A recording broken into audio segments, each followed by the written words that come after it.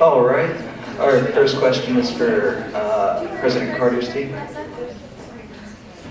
The president mentioned during the debate that negotiations should always come first in a situation. With the situation in Iran, would that be considered negotiating with terrorists, and is that America's new policy on the matter? Iran is its own nation state. It has a political structure. It has a prime minister. It is a nation state. We will negotiate with it as a nation state.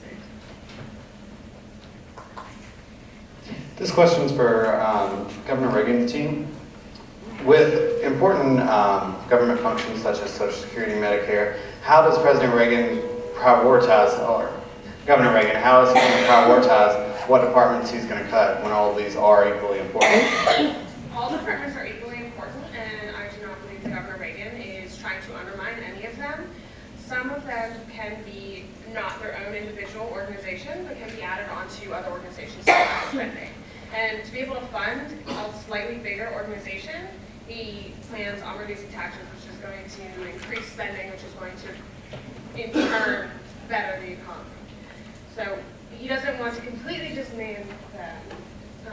He would like to add them on. He doesn't think that they are not important or that they are useless. He wants to put them together so not as much money is wasted.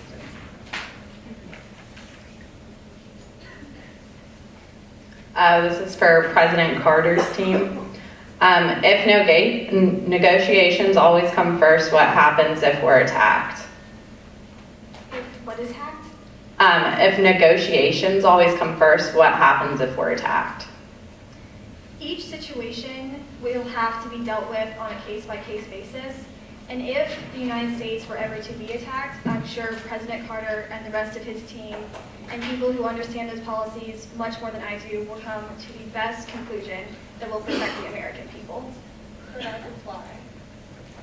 Am I allowed to reply to this? Yeah, I do have a point to make. Okay. Quickly, my point is that they want to do all these things. Carter would like to do these things on a case-by-case basis, but war, you don't get a heads up. You don't get a heads up for a terrorist attack. So you need to be prepared for all of the above, not just wait for attacks to happen. Can I respond to that? Quickly. We are actually doing that. We are streamlining our military. You talk about cutting. We talk about us cutting military spending. We're cutting wasteful spending. Your candidate attacked us saying, in previous comments, saying that we are lessening specific spending like the B-1 bomber. The B-1 bomber is 15-year-old technology. Why in the world would we waste time on that? Our military is about being versatile, smaller, being able to go into different situations and be much more versatile than the current bloated military structure right now. Our candidate actually said, as president, there is nothing more wasteful in government right now than military spending.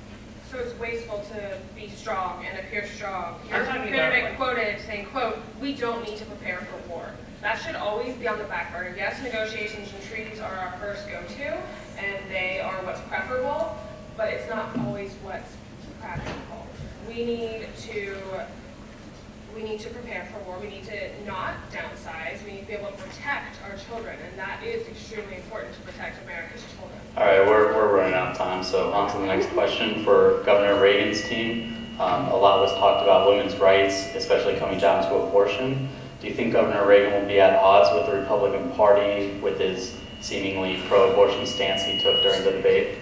I don't think he will be at all. All Republicans have very strong family values, and that is something that abortion falls under. Most Republicans don't necessarily support abortion, but they do support it under certain circumstances, such as incest or rape, that Governor Reagan does support. Would this hurt his stance with the new evangelical Christians that have flocked to his side? Would this hurt any of their opinions of him, such as Jerry Falwell, who just founded the brand new Liberty University?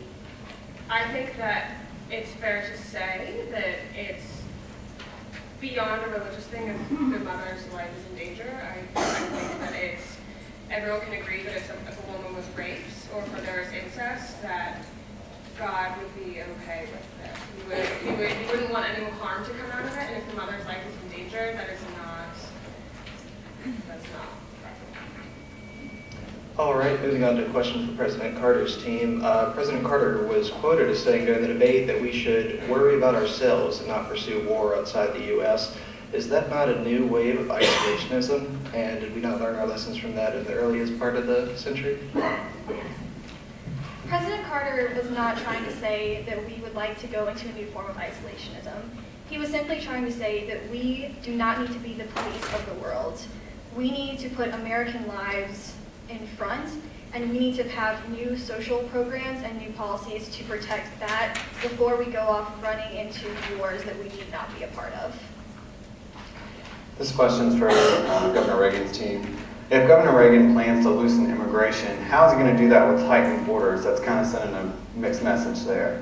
He does plan immigration. He does believe this country is founded on immigration, as many of us in this room can say the same thing. Our families came from immigrants. But he does want to loosen it in a way that it's still legal, so we do have people coming to our country just so they're coming legally and still bringing money legally to our country. This is for President Carter's team. What do we do with our current nuclear weapons stockpile?